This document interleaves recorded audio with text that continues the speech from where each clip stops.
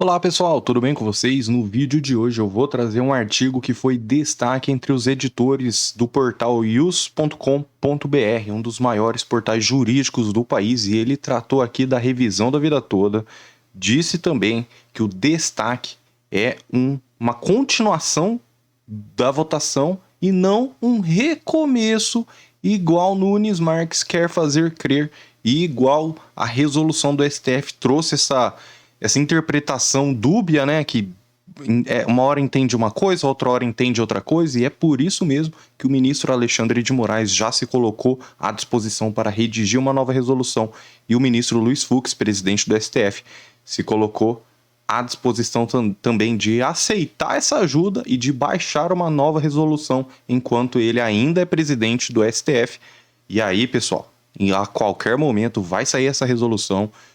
Decretação da nulidade do pedido de destaque também pode sair a qualquer momento, e dessa forma, né, havendo a modulação dos efeitos da decisão, não será possível receber a revisão da vida toda para quem não entrou ainda com o processo. Então, vamos juntos aqui conferir esse artigo, mas é claro, né, pessoal, é muito importante que você procure um profissional de sua confiança. Vou deixar o WhatsApp da nossa equipe para fazer os cálculos, para dar entrada no processo. Nós temos processos protocolados em todos os estados do Brasil.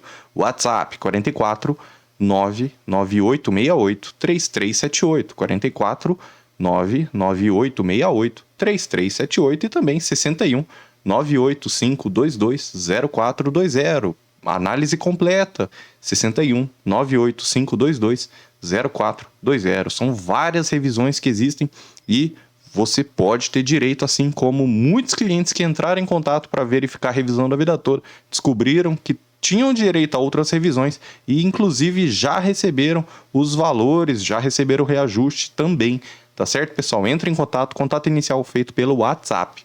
Muito bem, então você está aqui para saber da revisão da vida toda, e eu tô aqui para mostrar esse artigo que foi destaque no site ius.com.br, então dando totais créditos aqui a esse portal jurídico. Um artigo aqui, né, do Dr. Felipe Scalabrin, muito interessante esse artigo.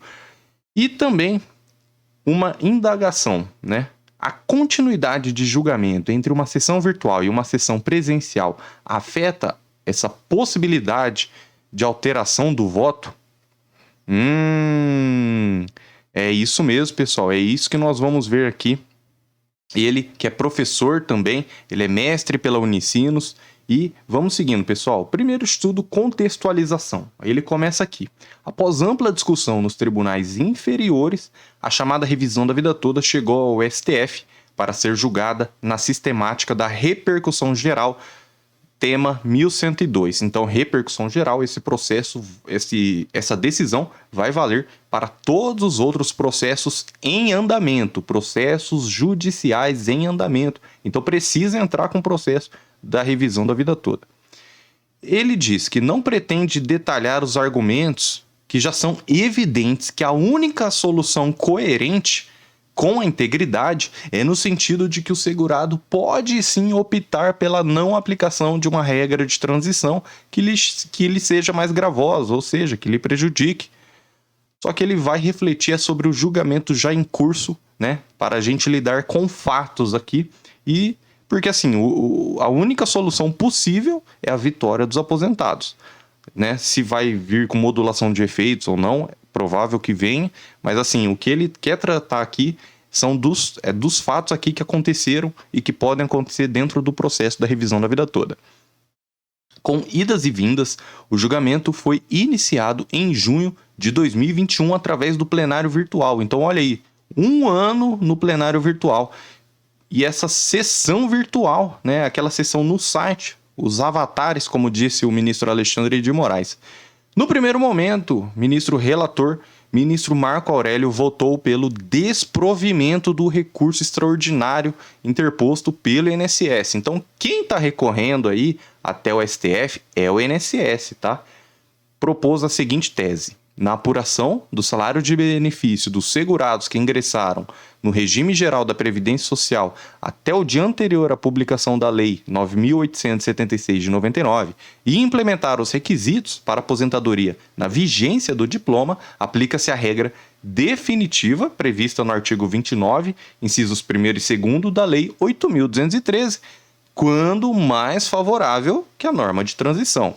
E na mesma sessão virtual foi apresentada divergência pelo ministro Nunes Marques. Segundo ele disse que é compatível com a Constituição Federal essa regra que fixa o termo inicial do período de cálculo dos benefícios somente em julho de 94 para frente.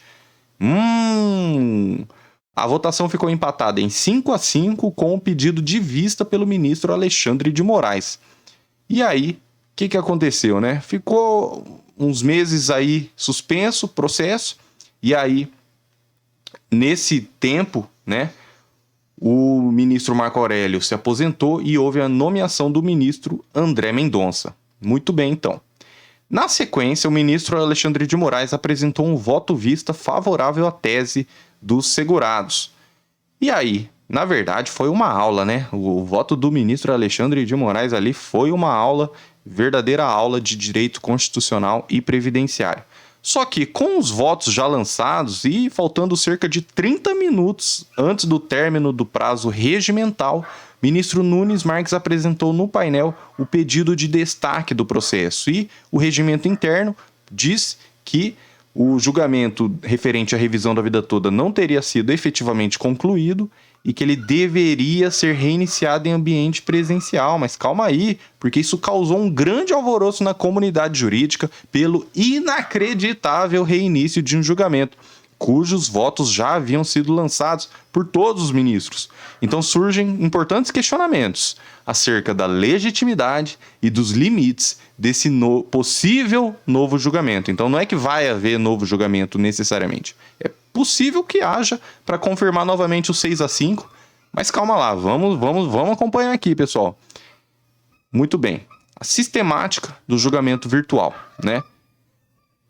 O que é exigido? Quais são os requisitos? Primeiro, a publicação de pauta, a oportunidade de intervenção das partes através dos seus advogados, a efetiva deliberação dos julgadores em sessão, a proclamação do resultado final e a publicação de acórdão resultante do julgamento.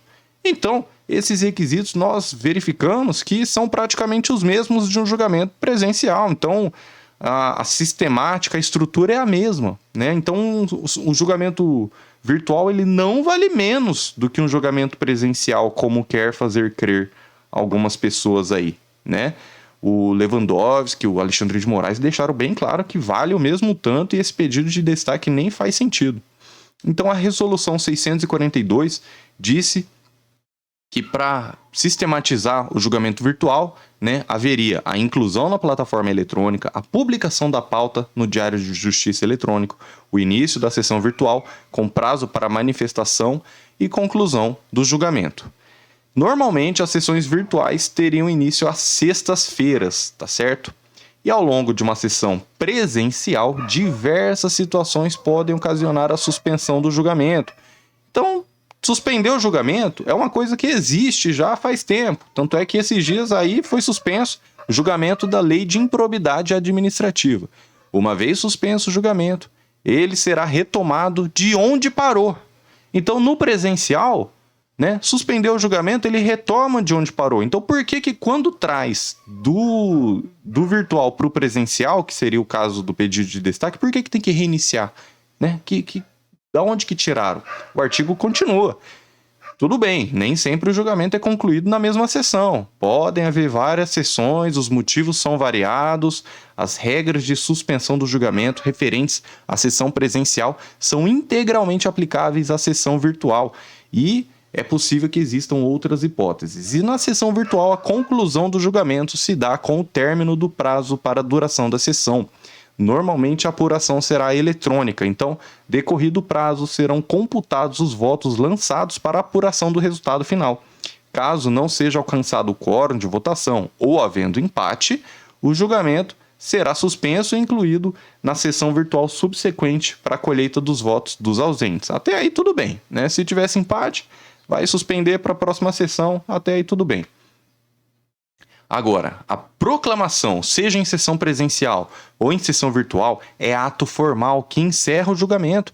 Em razão disso, é indispensável que ela detalhe como se deu a votação de cada questão apreciada. Enquanto não for proclamado o resultado final, qualquer um dos membros do colegiado, inclusive o relator, pode retificar o voto anteriormente proferido.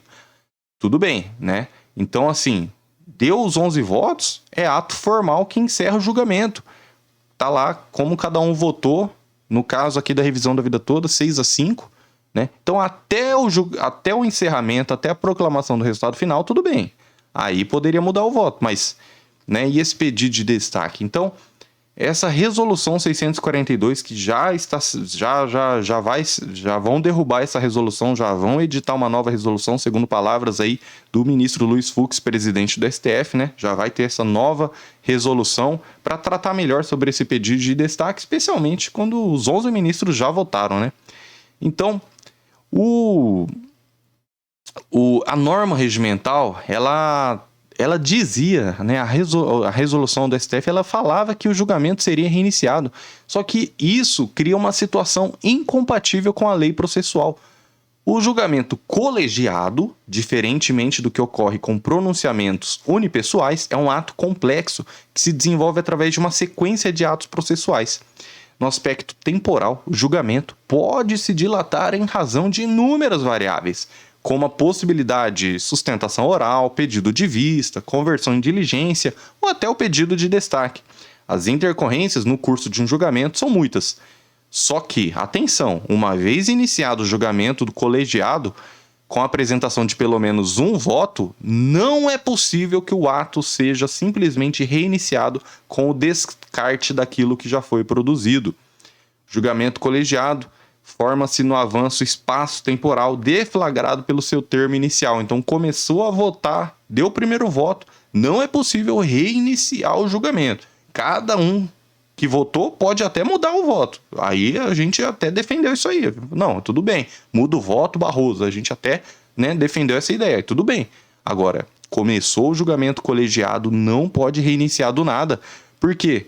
Porque há uma estabilização progressiva na formação do pronunciamento judicial voltada a conferir segurança jurídica ao ato. Nesse sentido, a única forma de compreender o artigo 4º, parágrafo 2º da resolução é no sentido de que essa disposição não determina um novo julgamento, mas sim a continuidade daquele que teve início em sessão virtual.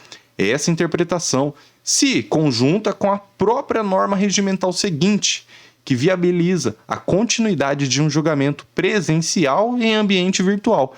Então, do presencial pode ir para o virtual, pode continuar. E por que quando vai do virtual para o presencial tem que reiniciar? Isso não faz sentido, nem a lei trata disso. Seria contraditório e ilógico designar a transição do plenário virtual, do plenário presencial para o virtual como continuidade, aí do virtual para o presencial começa de novo. Que história que é essa, né, pessoal? Então, nada pode ser descartado só porque vai do virtual para o presencial. E o próprio Supremo reconhece que um pedido de vista formulado em plenário virtual pode ter continuidade de julgamento em plenário presencial. Sob ponto de vista prático, não há diferença entre pedido de vista e destaque.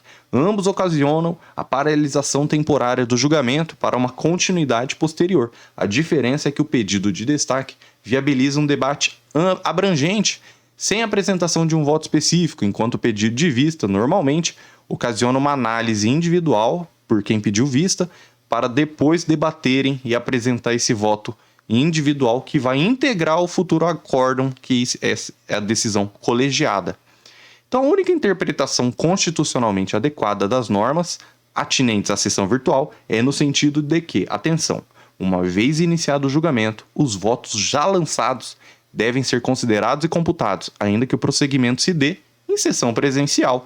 Então, paralisar o julgamento iniciado para uma retomada do zero poderia causar distorções indevidas na apuração do resultado final, que é a soma dos resultados parciais, e poderia causar grave afronta ao princípio do juiz natural. Olha aí, pessoal. E a estabilização do voto proferido. Uma vez proferido o voto, ele defende aqui, né, inclusive trazendo citações do Pontes de Miranda, José Carlos Barbosa Moreira, do próprio Código de Processo Civil, né?